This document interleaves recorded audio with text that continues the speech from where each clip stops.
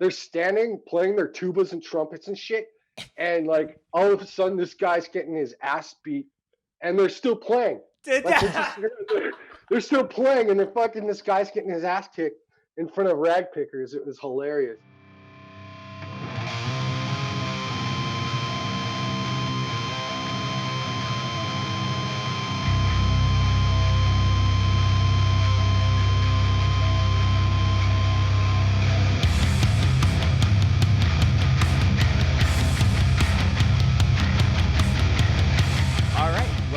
Thanks so much, everyone, for tuning in. This is another episode of the Scoped Exposure podcast.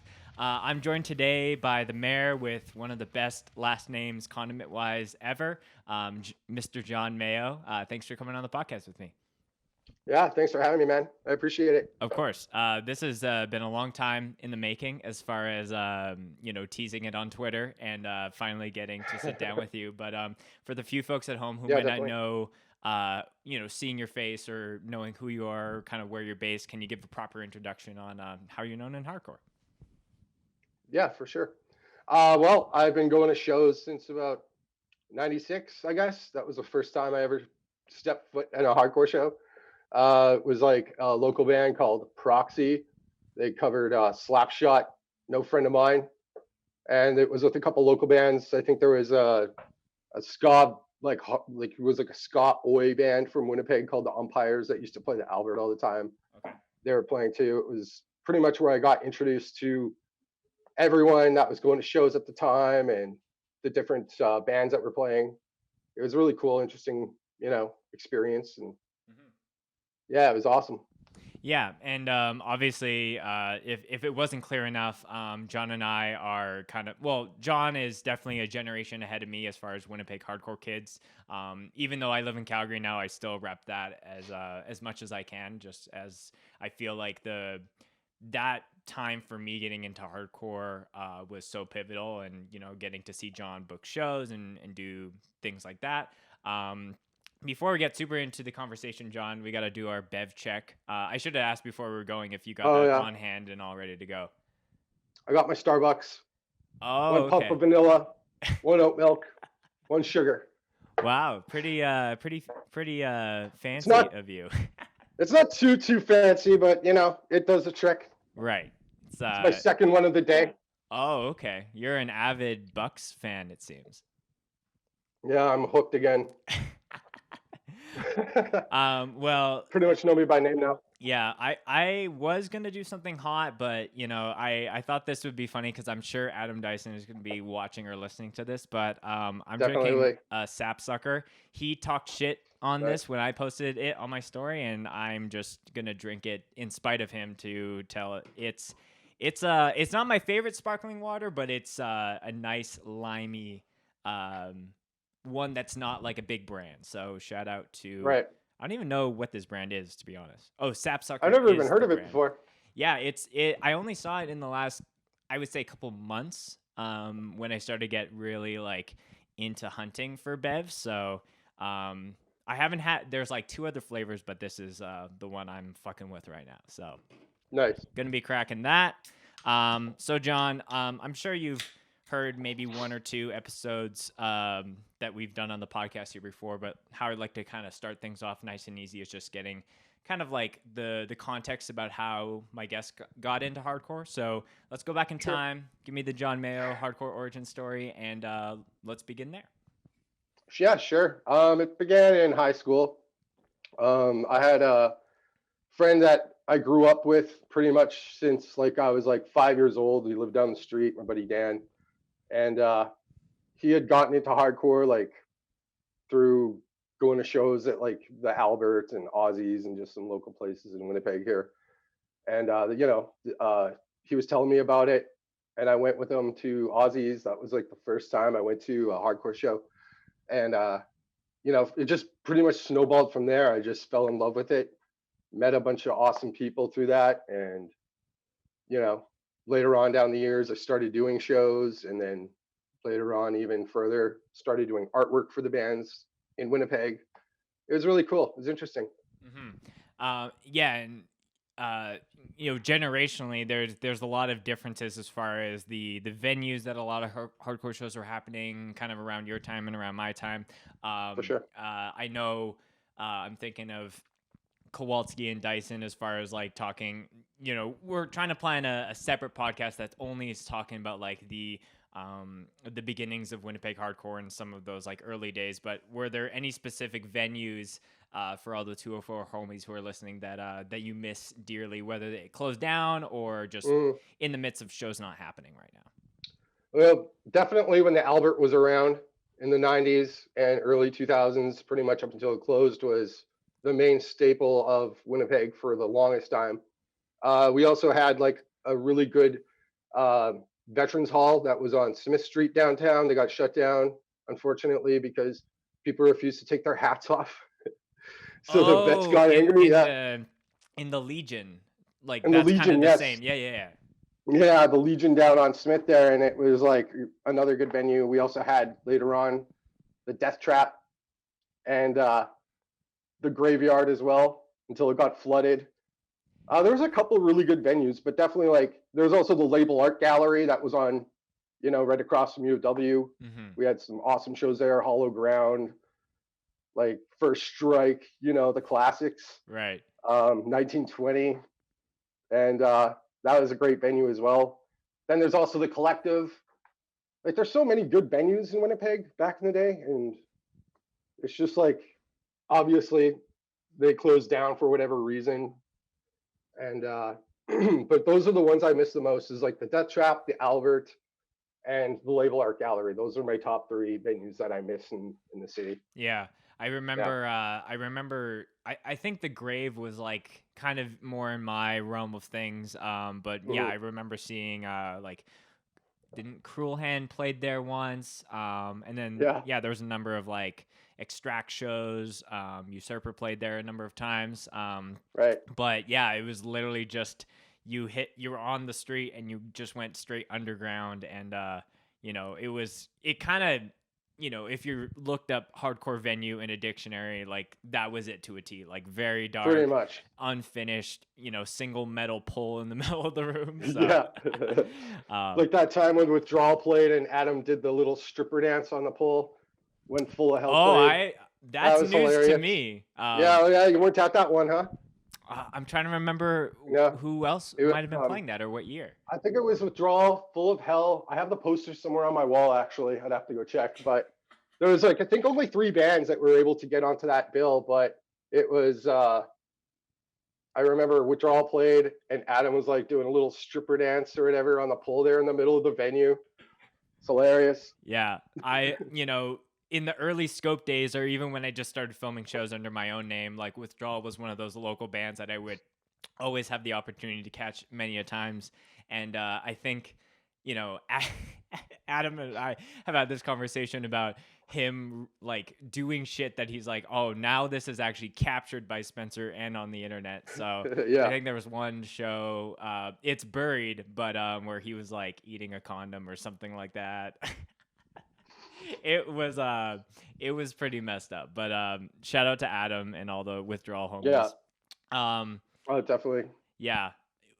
And it was the Death Trap. I've heard this story where there was one show, or there was like potted plants that were getting thrown around, or Oh, I'm trying to think yeah. if that was And then there another was that show. one, we destroyed the stage and like we just tore it apart. Just a bunch of us destroyed it in a drunken rage. Right. I'm surprised nobody ever died there, to be honest with me, to be honest with you. Especially with a name like the Death Trap. Like Yeah, it's almost like the you're writing was just on the asking wall for in a way. trouble. Yeah. It was always like somebody would just like it would be like a show and then everybody would just get absolutely wasted and just start destroying stuff, or it would just always devolve into like a party that would go until like 8 or 9 in the morning. Hmm. Yeah, and then as far as like Winnipeg is concerned, like for any of the American listeners or people that don't know the geography of Canada, like pause this Yeah, podcast and do some research first. But definitely. Yeah. we're kind of in the middle of the in the middle of the country, and Western Canada as a whole is very spread out. So even in your time when you were starting to go to shows, did you find that constant reality that Winnipeg or places like Saskatchewan or smaller cities were getting skipped on Mhm. tours, or was that a lot more prevalent in the early days and maybe just weaned down over time? Yeah, I noticed like when I was first started going to shows, there was a lot more tours actually going through Winnipeg than there was, say, in the past probably 10 years compared to previous years. We would get a lot of really good tours through. We'd get, pretty big names coming through. Like we had Harvest, we had Disembodied, we had, bands from the states traveling all the time coming through, and then it just I don't know what happened. It just kind of dwindled down over the years. I think it might have been because Winnipeg is so isolated. We're so far up north. Bands that are touring, it's a little bit, they got to ask themselves, is it worth it to go up that far maybe when they're Hmm. touring because of, gas and crossing the border if they haven't crossed already. Right. If they're coming through Canada, it's a little different because it's on the way when you're going west. Right. Um, yeah, it's just something I've noticed definitely over the years. You get a lot less bigger name tours through Winnipeg as opposed to when I remember. Yeah, yeah, and Yeah, I think that there is this weird thing where I don't know if people who are routing out tours on a label, they're just looking at the numbers as far as kilometers or miles to get to the next potential exactly. opportunity to sell shirts and things like that. That's it. But yeah, I've definitely noticed the decline, and huge reason why I started Scoped is just get some more attention back on not only the bands that are from here, but the people that are going to shows and moshing to these bands. Yeah, for sure. It's great. And it's like a good way to also like, open up. A lot of people don't know, maybe they do now, but a lot of people are like, where's Winnipeg? What's Winnipeg? Like, geographically, like some people, think it's, I've had people that I've worked with before.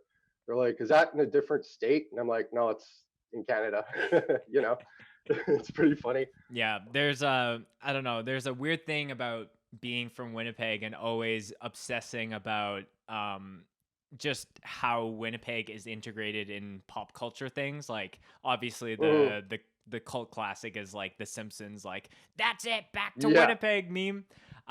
exactly. But Or the "we're born here. What's your excuse?" yeah, yeah, that sign. I think The that was classic. like yeah, like the other, I guess, bigger example that I can think of is in The Office, where there's an entire like international business trip where Right. they go to Winnipeg and they're like Yeah, Winnipeg. yeah. Yeah, Yeah, Winnipeg. I'm They not don't go sure to actually Winnipeg. All where right. that was filmed because No, I just remember watching that episode, and they called it the financial district, and I'm like, do you mean the exchange? right, right. I was It's like, like hmm. I don't think they did much research on that episode. Right. Yeah. But yeah, that happens all the time where it's like, Yeah, oh, this is this is in, rural Alberta, but it's actually shot in Montana or something like that. So, yeah, right. Or in like some studio, and yeah. in like a studio set or something. Yeah. Do you have I'm sure Brent. Me and him, when we were in a band together, he had this Mhm. joke project. Because he just, in a span of like 2 weeks, wrote this demo, and we were gonna call it Dr. Claw. Nice. And then he's like, let's give it more of a serious name. So it was gonna be called Mendoza, which was like the Oh, dude. so that's a Simpsons reference Yeah, as far as like the McBain movie. And I was writing all the lyrics that were based off of like aspects of the McBain movie. And that's such a dope idea, man. dude, I'm like I DM'd him probably like this week, being like, yo, like let me put vocals over this. Let's just put it out and just You have have it to off. do it. Yeah. Do it. Um, And you gotta like have the cover as like McBain over his partner's body. Man, yeah. Mendoza. well, That would be the perfect cover. Well, probably like I'm all for speaking things into existence, and so realistically, I would Ooh, probably hit you up to like draw something of that sure, I'd be style. down. Yeah, anytime, man. For any of the podcast listeners who are nerdy about just like the Easter eggs that I hide through some of my scope content, the intro and outro, like they're not even songs, they're just kind of like, here's a kind of chuggy guitar chord and some drums. Those Yeah, yeah. are those demos that Brent was recording. Oh, really? Yeah, because Okay, I was like, I that's need cool. something that's just like a dummy hardcore like song, and I asked him if I could like buy the songs off of him. He's like, dude, Mhm. just use them. So let's hope they That's see so the sick. light of day one day. I'm Yeah, crossing my fingers, man. Definitely, we got to see that happen. I want to do the cover anyway, so yeah, yeah. definitely Well, I'll have to just send him this clip and be like, John's down. Like, do. if Yeah. anything, you just need to re-record the guitars, or just give me permission to re-record the guitars. We'll just have to see. So, so yeah, let's transition here. So, like you were saying, Mhm. you were going to shows, booking shows, doing artwork for bands. So, like realistically, most of the people tuning in probably know you for like drawing stuff for bands, whether it's an album Yeah, artwork, a logo, a piece of merch. So I definitely want to for sure. chat about that. But let's Mhm. go to the very beginning and just tell me the first time that you actually were drawing something either hardcore related or not. Like how did a pen and paper get in your brain as Yeah, far as the thing to do? sure. Like I pretty much have been drawing my entire life, right? So it was like ever since I was a kid, as soon as I could pick up a pen or a marker or a crayon, I was drawing on anything I could get my hands on. So that was just a natural progression for me. But the very first thing that I ever drew for anything hardcore related was actually you might have remembered this, but I posted this a while ago. It was that poster of those hardcore kids killing those new metal kids, and then the show got shut down, and we had to go. We got a call from the RCMP, and then we had to go see the mayor and have a meeting with them because they What? thought, yeah, yeah. Oh, okay. So Let's like, break down this story. okay, All right. so people in Winnipeg obviously know this story. So Adam Dyson, like, I mean, he did sound for this show, and like, Dan Caitler and all the dude that I was doing the show with, Mm-hmm. and so we had this idea to do this, and back at that time, like, there wasn't really that many hardcore kids into new metal. It was like something we kind of made fun of at Right. that time. Right. So we just drew this stupid, dumb poster of like these generic hardcore kids slaughtering new metal kids at a show. Like, there's a severed head on the ground. Right. There's a guy in a 9 Inch Nails, shirt getting his ass kicked, and there's like another guy getting his head kicked in. And so we put these posters up all over Winnipeg for the show because we had like we were booking it at this place called the Isaac Brock Community Center, Okay. and it was like a West End, whatever. It was really cool venue that we were using for a while. We had Bury Your Dead play there. We had Too Pure to Die play there. A bunch of bands come through, and we put these posters up. And a woman complained about it, thinking that the judge hammers were like hammer skin hammers, like racist shit. Oh shit. And we're like, no, No, no, absolutely no, no way. No, no, no, no. Like, no. So like we got a call from the RCMP. I remember Dan got a call at his mom's house from the cops saying, "Are you responsible for putting up these posters?" And it's like, yeah. And they're like, okay. And then we got another call from the mayor saying they wanted to talk to us about it. So we had to go down to City Hall, and we brought like hardcore CDs. We brought like Judge bringing it down to show them like this isn't This is racist. the Like, artistic inspiration. exactly, yeah.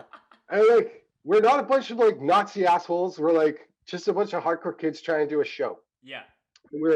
We had to meet with counselor. His name was Counselor Harvey Smith, Okay. and no matter what we told him, he wouldn't believe us. Like he was just even when we showed him the stuff, he's like, "No, we have to cancel the show." So we had to cancel the show. We had to take down a bunch of the posters, Jeez. but we did the exact same show the next month, Okay. like with the exact same lineup, same venue, with a Lord of the Rings poster to make it just PG as possible. And it's like like the hardest, orcs yeah, dude, like slaying Riders of Rohan or something shit. not even. No, I didn't even draw it. I was like, I'm not getting in trouble again. Yeah. So there's I've no learned my way. lesson. I'm not dealing with the fucking cops. Hell no.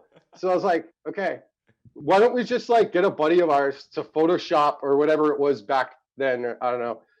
Gimli from Lord of the Rings, and then the hardest show in Middle Earth on the bottom, and that was it.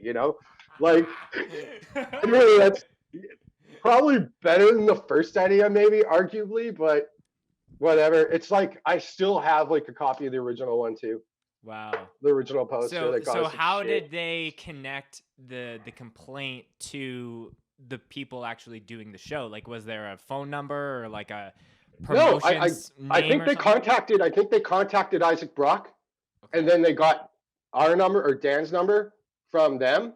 Oh, It okay. was like that. So the cops called the Isaac Brock Center, got his Oh, number, like who are called him. these? Yeah. Yeah, like who are these, Frick. rapscallions putting up these racist posters? Yeah, it was pretty. It was like at the time when it happened, we were just like, man, I can't believe this. But later on, we're just like, it's something to laugh about.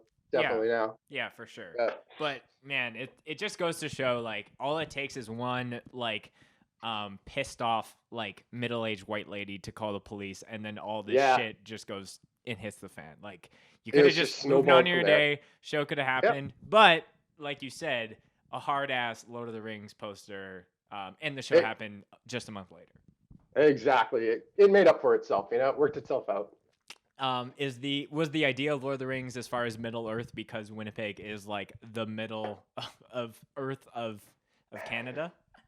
I think it was more along the lines because it was like popular at the time, and like Mm. we're a bunch of nerds, so we're like, let's do a Lord of the Rings. They can't cancel us for that, right? Right. So That is too funny. I'm glad that we got to break down that story. Have you gotten in trouble for anything else that you've drawn before, or is that the only time? no, that was a lot. That was the first and last time, at least. As far as like doing a Knock on, show poster and getting yeah, in shit. knock on wood Knock with on wood, that. of course. Yeah, exactly. So we got a little off topic, but like you said, you've been Yeah. drawing a lot of the time. When was kind of the shift on like drawing something hardcore related and kind of like not like I'm sure that you didn't really think, oh, I'm gonna become like this person that people reach out to. You're probably just like, yeah, I No, could no, do no. that for like a couple homies. Like, talk to me about the early That's progression of that. Yeah, for sure.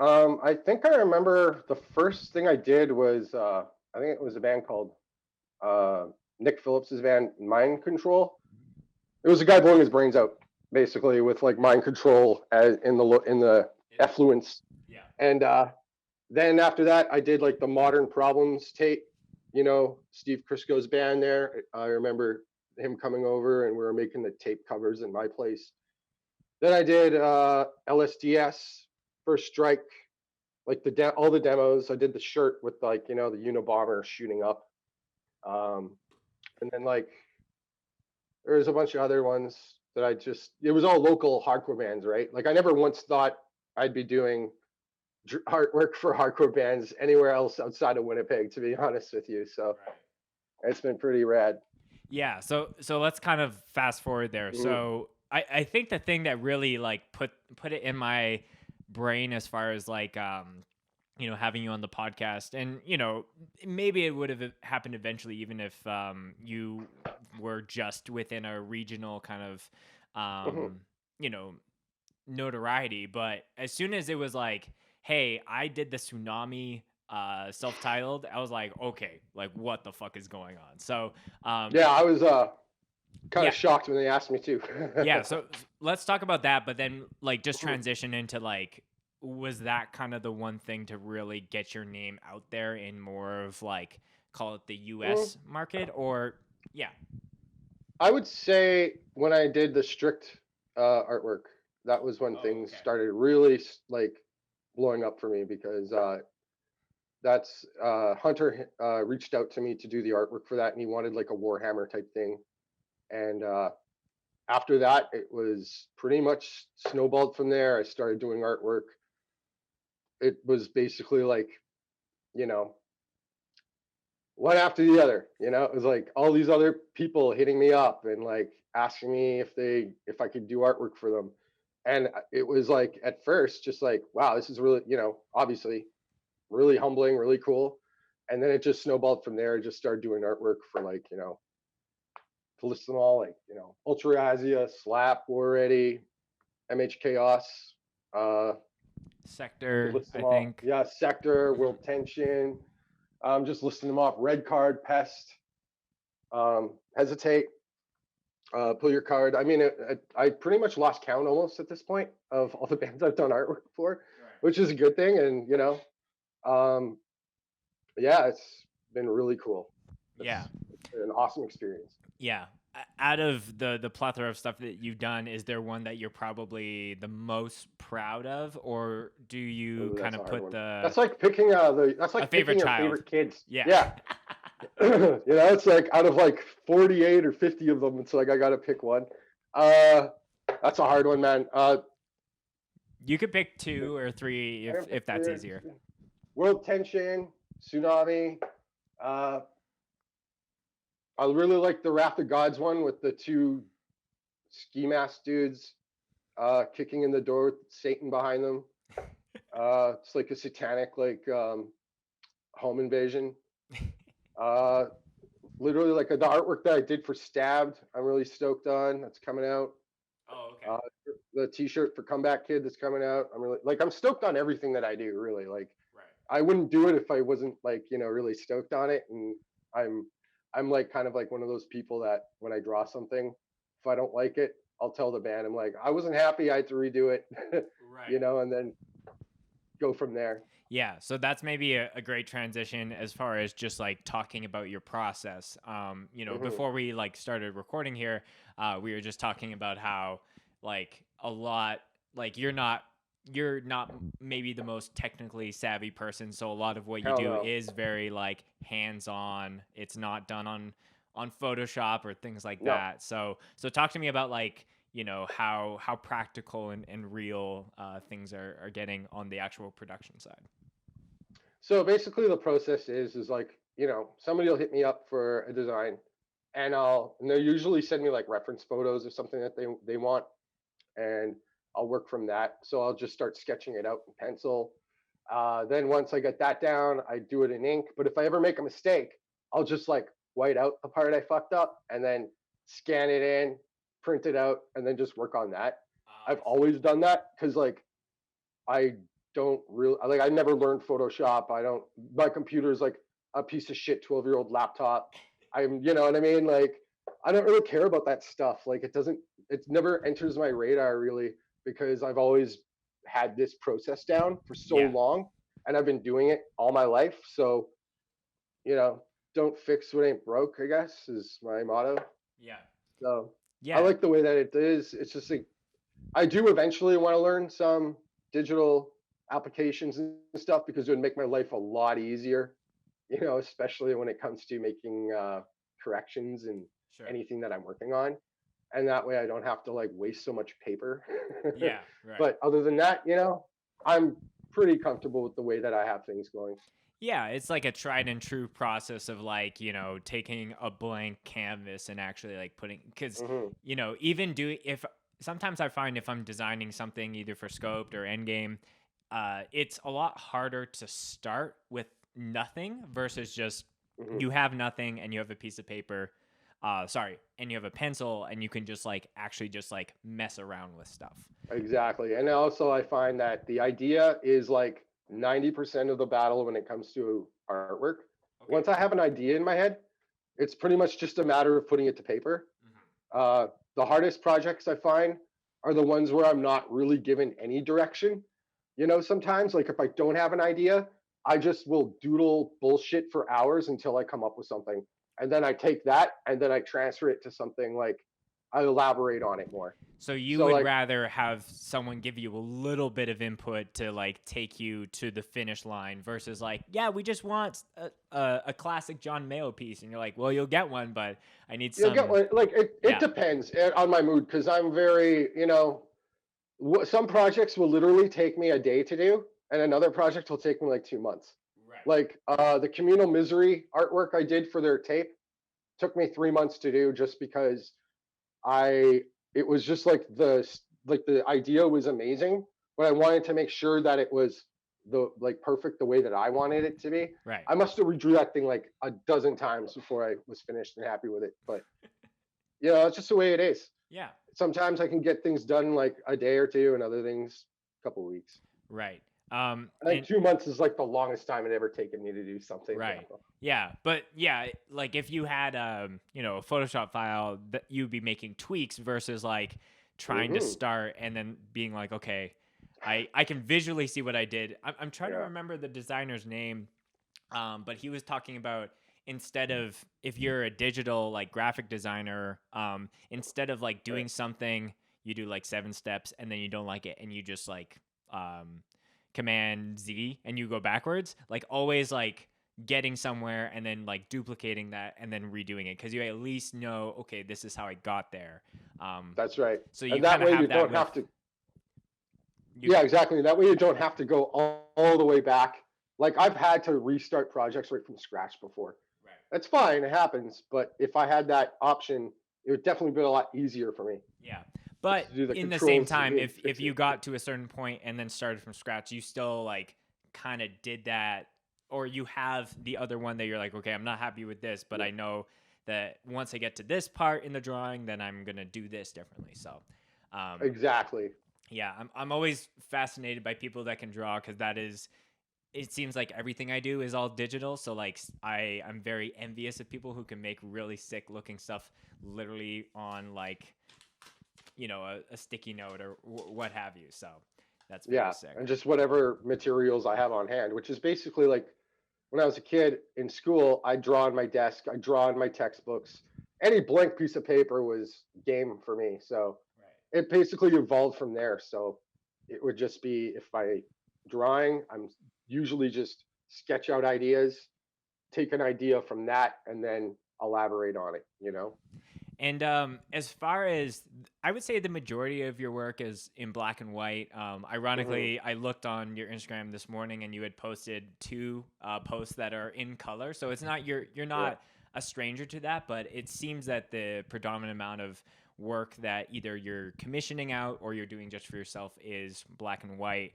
Um, yeah, it seems like black and white seems to just really work for punk and hardcore music. So for sure. do you think that that oversimplicity plays on the music side, or why do you think it works so well as far as I, just the minimalism aspect? I think it's because of the whole like punk aspect. Like it gives it that visceral look, that black and white. Just the really the dark contrast of like because that's what it is. It's like straight. It's hardcore. It's like you're trying to elicit some kind of feeling out of that artwork. Like when you look at it, it's like, oh, that's going to be a hardcore record. You know what I Right, mean? right. Like when you look at a breakdown album, it's like you can tell that's going to be a hardcore record. Hmm. It's just that kind of like artwork that you can see. I don't know how to explain this better. I'm gonna have to edit this, but there might be some editing involved here. Color for me is a very tedious process. Like Okay. it always has been. I'll do it definitely, like I have. The color ones that I posted today were actually like older ones that I did years ago. Hmm. Uh, but there was I usually if I am doing color, for example, the comeback kid shirt design that I'm working on right now, uh, I colored it in markers, but we're just going to be redoing it in Photoshop actually with the colors. Right. Yeah, because usually what I'll do is like if somebody requests color, I'll just like go over it with like these alcohol markers, just to get the base down. And like usually they'll tweak it in Photoshop anyways when I give them the file. So, because I'll just scan it in. But 90% of our work is requested black and white anyways. So it's very rare that I do get a color request. Right. Yeah, Like and if about like 2 out of 10, I get like color requests. yeah, and I guess on the comeback kid example, Yeah, if they're making it into a shirt, whoever's printing it needs to get it to their standard, whether it's like that's right. okay, this is all blue, but you were pressing the marker harder in certain areas that would like in Yeah, if it was just a print that someone was having, that would be fine, but printing a shirt is a different story. So, exactly. You have to have those colors solid. You have to have them like, solid and complete across. You don't want to have those marker streaks in them. And that's why I hate doing color because that's what happens when you're doing it physically, like in physical media. You're going to have those streaks. You're going to have a little bit of parts that may be a little bit darker or yeah. lighter, you know? Yeah, the Uh, authentic nature of it all. And Yeah. I know some people really like that. For me personally, like that's where a digital medium would help with the color. Like doing it black and white is no problem, you know. But if I wanted to color it, I would prefer to do it digitally Hmm. than do it by hand when it comes to color stuff. Got you. Yeah. Mm. So you've mentioned a couple of the things that you have drawn. Well, Hmm. you've mentioned the bands, but also some of the things, whether it's a Warhammer or someone, uh, you know, s- breaking down your door with Satan or whatever. So, Yeah. what's one thing that you love to draw? Like, if you had the freedom to do whatever, you would Hmm. always throw this character aspect vibe into a piece. And what is one thing that you are just so sick and tired of drawing in your pieces? Well, if you haven't noticed, it's always like hoodie dudes in like, in a back alley, and they're like either beating up cops or they're beating somebody up, or they're just, posing and acting tough, or guys in balaclavas with chains around their waists. It's like I like that New York hardcore aesthetic, Hmm. that of artwork. So like, obviously, Taggart, all that shit, you know, the graffiti style artwork, Right. if you will. Um, yeah, I can't say I'm ever getting really sick of anything that I do, because if I did, I probably wouldn't do it. Right. But I also like doing some like the Conan Barbarian kind of like comic book stuff too, when Hmm. I have the patience and time to get that into that detailed and into that level. Yeah. But yeah, like usually if you look at my stuff, it's pretty much like hoodie dudes with like blacked out faces. You might see their eyes, and they've got some guy like in a fucking chokehold, and they're about to punch him. Right. It's like I like that kind of like keeping that kind of like uh late 80s, early 90s kind of like New York feel in my artwork, Right. Yeah. Yeah, and you're like, are you listening to the bands that you're creating these pieces for to try and like think about like, okay, this is a beatdown band. We're gonna have somebody just clobbering on someone Oh yeah, else. Yeah. definitely. It's definitely part of my reference material. Like when they send me photos of stuff that they want me to use, like I'll be listening to the music that they're sending me, because like they'll usually send me like if it's a record that's coming out, they'll just send me the tracks, or I'll just check out the link that they send me, and usually jam it right before I start figuring out the design. Hmm. It helps put me in the creative mood, I guess, when Yeah. I'm working on it. So Right. Yeah. Like I'm sure there's a number of artists that are like, okay, I have like a certain like very chill playlist to kind of just, put me at ease. But yeah. like I'm always curious if people are I actually did this for one of the podcasts I did this week where I made a playlist of all the bands my guest was on, just to kind of put me in the mindset of like talking about, okay, you're doing drumming like this and blah blah blah. Hmm. Obviously I can't be listening to them while I'm talking to them, but Right. yeah, it's very interesting. But just to give you an idea what they're listening to at the time when they're doing their projects.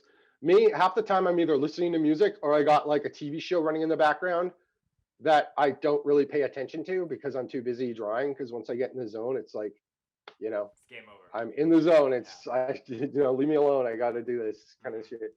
Is there So, any yeah. aspects of just living in Winnipeg that you try to implement in your art as well? Whether it's like just being a frozen tundra half of the year, or just like Yeah, it's like a the older architecture hellscape. aspects? Uh, I don't know. I don't really like, how do I put this? It's like, I don't like, if anything, it's like the frustration of living here, maybe. If that makes any sense to you. Like No, I'm not totally. dissing anything. It's just Winnipeg's nice in the summer, but in the winter it's just brutal. No, I don't really like use that as an inspiration, really per se. It's just like my artwork has always been uh, just what I'm feeling at the time. So Right. I don't know how to explain that any Subconscious, better. if anything. Yeah, if it comes out, it's like, man, this guy's artwork's really violent. I wonder why. It's like, well, I live in Winnipeg. Yeah, exactly. Murder capital of Yeah, Canada. Yeah. yeah, murder capital of Canada, and I worked at the Windsor Hotel for like 7 years, and that was like one of the scummiest bars in Winnipeg. So you see all kinds of crap there, and it's just like, yeah, I'm Yeah. just it's Winnipeg, man. If you're from here, you know about it, and I'm sure you've heard about it somewhere on the news or in the media or in some TV show. Like, I Absolutely. don't know, man. This is jumping immediately to the very front of the podcast. We were talking about venues, but I think Yeah, for sure. one of the very first hardcore shows that I went to was at Rag Pickers, and I'm just hearing all the Yeah. names that you're talking about are very much in that exchange district kind of circle downtown aspect of things. Hmm. Were you going to Oh shows yeah. there, or did you book shows there? I didn't book a show there. I believe it was Matt Holden that was booking shows there for a while. I know we had like Donnybrook play there. We had, First Strike, Hollow. I think it was uh, First Strike, Hollow, or the Still Fighting record release, I believe it was, and there was Isolation maybe playing too. Hmm. I have the poster somewhere, but I do remember doing or being at shows at Rag Pickers. In fact, I remember one show there was some guy. I think he exposed himself to some family down the street, and everybody just kicked the shit out of him. Oh, Yeah, they just what? yeah. Yeah. Some guy was like, I don't know, some guy was like exposing himself to some family that was walking down the street from the venue, and the guy got his ass kicked for it. Like he came Yeah. into the show and someone's like, No, he "Hey." was walking by and he got pointed out, and then everybody Oh, started I beating on see. him. And you know what the funniest part is? There was like a marching band that was playing outside. They're like people that owned Rag Pickers. So Okay. like they're standing playing their tubas and trumpets and shit. And like all of a sudden this guy's getting his ass beat and they're still playing. Did Like they're still playing and they're fucking this guy's getting his ass kicked in front of Rag Pickers. It was hilarious. that That's the one thing I remember from Rag Pickers. And also the stairs.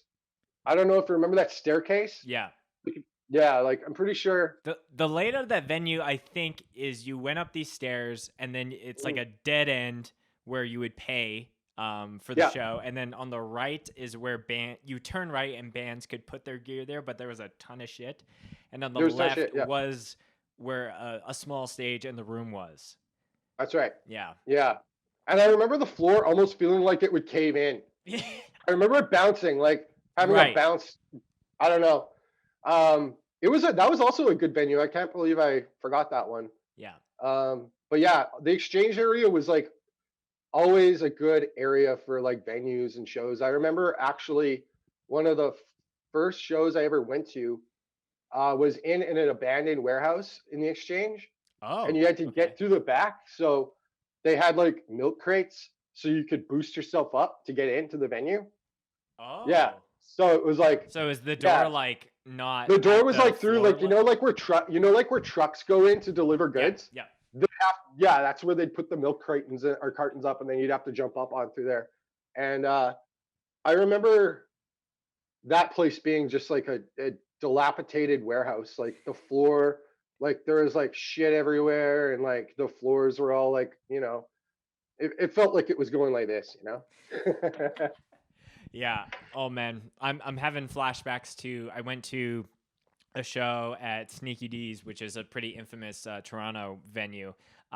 This was more of like I think it was like more of a post-hardcore kind of show, but I Hmm. remember like it was one of those shows where all the crowd will like bounce, but I literally Oh felt like shit! there's a so for anyone that doesn't know, there's a restaurant underneath it which has some bomb nachos, and then the venue is upstairs. So I'm like, man, we're gonna like fall into someone's like supper, like if this goes You're gonna any land in crazier. some of these nachos. Yeah, and just like, oh, sorry, just like Yeah, pulling the sour cream off my face.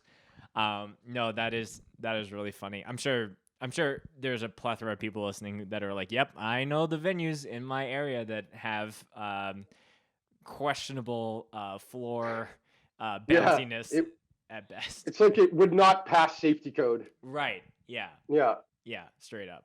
I'm and I've sure. heard of that venue. I've never been there though, Hmm. but I've heard of that place. Yeah. Lots of stories about that place. Yeah. Yeah. Yeah. I was also, just since we're on the topic of Winnipeg venues, I remember the Rocker was kind of a go-to for a little bit there in like the Yeah, 2007, 16, 17 area. I So remember that place. Yeah, I think I went to that place once or twice.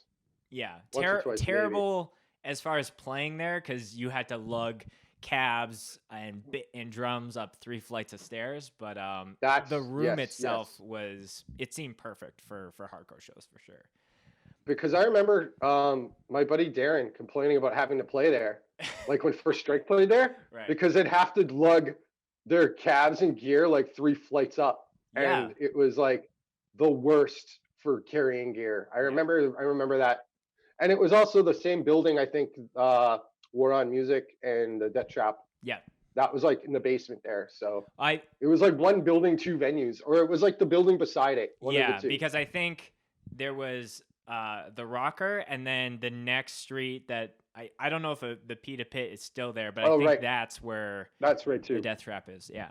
My That's my right, yeah. favorite my favorite the Rocker show was when Extract played and the sound system was lighting on fire and Kowalski is pouring an entire like Perrier bottle into that to like put it out. Yeah, yeah. I heard Um, about that. I wasn't at that show, but I remember hearing about it because there yeah. was smoke coming out of the cab. Yeah, it was it was pretty gnarly. And I'm glad that we got it on film and it's That's up on the crazy. Scope channel. Is there any is there any Winnipeg hardcore isms that we haven't touched on in this podcast? Uh, Shit. There's so many, really, but nobody would get it. Yeah, like 4 people that are listening to this that are from Winnipeg would be like, Yeah, "Yes." Everyone else is like, "I don't like know." what? Yeah. They're like looking it up on Google. Yeah. Yeah, I don't know. Just the fact that it's a cold, barren landscape. It's cold. It's frozen. It's isolated. As far as Winnipeg isms, yeah, I don't know. Like the whole, I know the St. James chants would happen frequently out in Calgary when, meantime and withdrawal would come through. yeah. St. James hardcore it seems to be a thing that I need to be more educated on. Okay, there's something I have to say here Oh, okay. because it just brings up a memory here.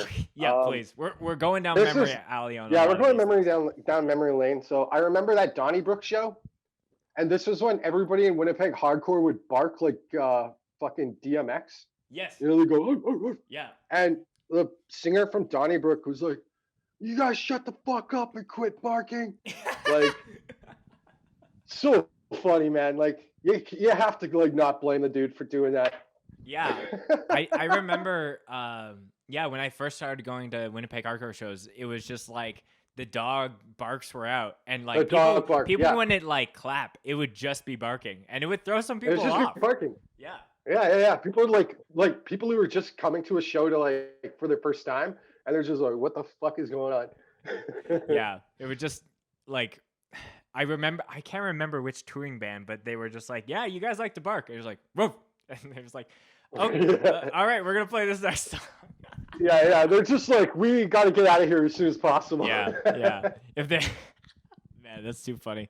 Well, we can kind of start wrapping it up here, John. But kind of going Okay. back to your drawing, Mhm. is as far as I think it's really important for people to find something that they're good at and be hyper focused on that versus trying to feel like they have to know and do everything, especially with Right. creative stuff. So with Mhm. a lot of your artistic style, like, is there stuff that you're like you were saying, like you eventually want to do, stuff that has more of a digital medium in a Mhm. part of your process, not to replace it. But is Right. there other types of art style that you're trying to maybe eventually get to, or you're just like, I know my recipe and I know it works, and I'm gonna stay in that lane for as long as Yeah, I I'm can. pretty much like already set on the style and comfortable in the styles that I'm already doing, you know? Like I always want to get better at what I'm doing anyways. Hmm. So I figured why try to do something that I'm not like for instance, I used to paint a little bit years ago, but I just don't have the patience for it. Right. So it kind of ties into the whole coloring thing. I just get bored with coloring and painting and I have to wait for it to dry and all that crap. So with drawing, it's more an instant gratification for me because I Right. draw it out, I see it there, I ink it, it's done. Um, when I'm coloring it, I'm like, man, I want this over. I want this done, you know? Like I'm not having fun coloring ever. Right. So it's for me, it's just like um if I was to ever, like I said, if I was to do anything digital, it would be the color aspect. Right. Um, I also want, like just getting better at what I'm doing is basically what I'm trying to do. And I'm just like, you know, I'm just happy that people are already cool, are already liking the artwork that I already do. So it's definitely like a humbling experience, Yeah, like once you Mm. find something and people are latching onto it, and your pool is outside of just your local hardcore scene, like Yeah. the fact that I've been able to connect and interview people just because I do a hardcore podcast is, like you said, really humbling. Just to be Oh like, yeah, I'm just for this sure. small little dude that either lives in Winnipeg or grew up in Winnipeg and lives in Calgary now. So Exactly. it's really cool to be doing that. And like, obviously, if you were drawing every day for 5 years, obviously there's going to be growth and changes in style Right. and things like that. But it's gradual Exactly. versus like It's immediate. gradual. Exactly. It's like as you are, even when you're like going out and experimenting more with your style, it's just like playing a guitar. Yeah. The more you play, the better you're going to get at it. Just like with anything else, like with artwork, the more you do it, sooner you're going to come into your own style, which is what I think I did over the years. Cause like you brought up a good point. It's like you're just some guy from Winnipeg. You never thought it would ever get to this point. Like I never once thought anybody from outside of Winnipeg would ever want me to do artwork for them, to be Sure. honest with you. Yeah. Right. Like I think it was like, oh, okay, cool. Like that's really cool. I'm gonna do it for you. And Right. then it boom. So I mean it's just like you don't expect that to happen, but then when it does, you're just like, okay, this is really cool. Right. Yeah. It's one of those things where as you're doing stuff, like you're almost not anticipating to be prepared for those big opportunities. They'll just land on your Yeah, lap, and you exactly. They like, just land on your lap, and then you're like, "Oh wow, okay, so I'm doing this.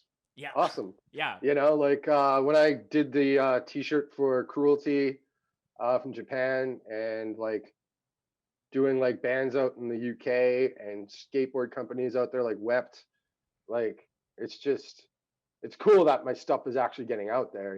Like it's right.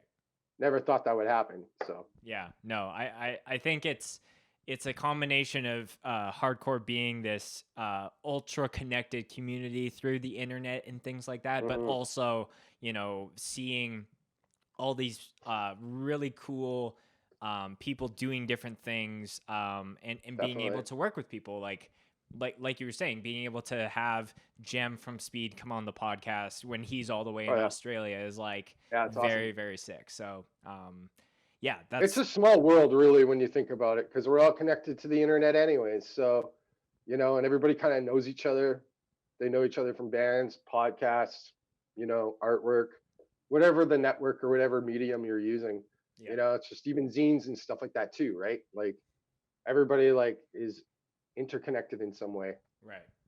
Yeah, Well, John, this has been a blast. The last portion yeah, man. of Thank you. the podcast that I always ask all my guests is a favorite Mosh story that they would like to share. So that doesn't Favorite need to, Mosh story. yeah, doesn't need to Okay, be something that happened to you or you did. Whatever's the first thing to your mind is how we kind of send things off here. okay. I gotta think about this one. This might take a minute. All right. No, that's fine. All I'm right. sure there's a plethora of like Winnipeg, like just barking and that Yeah, animal yeah. instinct coming to fruition. Yeah, yeah. The monosyllabic grunts that Winnipeggers are known for. Um, Here, I'll share a Winnipeg Mosh story while you're thinking of yours, and maybe some of that will inspire you. So, and again, this shows the generational differences. But I was at a Purple Room hardcore Sunday matinee show. That seemed to be that a was the one I thing. did. Yes, yeah. Yeah. I'm blanking on the band that was playing, but there was one point in the last. Oh, I think it was when I was playing with Usurper, but it was our last Yeah. song. I think it was Head in the Dirt, and there's this kind of like big breakdown, kind of like pickup part, and there was a garbage bin that someone had grabbed during that last kind of hoorah, and just was throwing it around. Garbage was going everywhere, and then the minute it was over, everyone's like picking up the garbage and putting it back in. It I just remember was that. Yeah. Because it was like too comical. everyone was just like, okay, we gotta clean this up because we don't want to lose this venue. Man, the Purple Room was great because we got that place for like $100. and it had its own PA. And that dude That's Paul crazy. who ran the place was a cool guy, really easy to work with. That's another venue I miss too, was the Purple Room. Absolutely, yeah. Yeah. Okay, so I remembered one. Okay, we're set. It happened to me actually. Okay. Okay, so this is like I don't know, 98 or something, 99. There was this band called Peg City Mosh Crew, and it was like Mike Peters, Scott Wade, and I forget who else. And like there's just dumb mosh riffs. It was all mosh parts, and they got onto this battle of the bands by pretending to be a ska band at the Pyramid. Yeah, they just lied and said they were a ska band. So once they got on stage, everyone just started like going crazy, and I got fucking just kicked right across the fucking face by Justin, my buddy Justin. You did like a flying spin kick, and all I saw was just stars, and my face was just fucking black. Yeah, it was like a cartoon. It was like a cartoon because I didn't see him coming, and just boom, spin kick, and I was like, yeah. But it was hilarious because they got onto a fucking battle of the bands, like disguised as a ska band, you know. And then as soon as they started playing, everybody in the room is like, "What the fuck?" You know. All right, like, this next band is a ska band called Peg City Mosh Crew. Kind of a weird name, but take it away. Yeah. That is too Everybody's funny. skanking. Yeah. I think there needs to be more of that. Hardcore bands just invading Infiltrating normie shows. Battle of the Bands events and just killing everyone. It's really like you can't write that shit. Yeah, no, that's very sitcom, like a bunch of copywriters all in the same room thinking about that. But that's definitely very sick. Well, John, this has been a blast.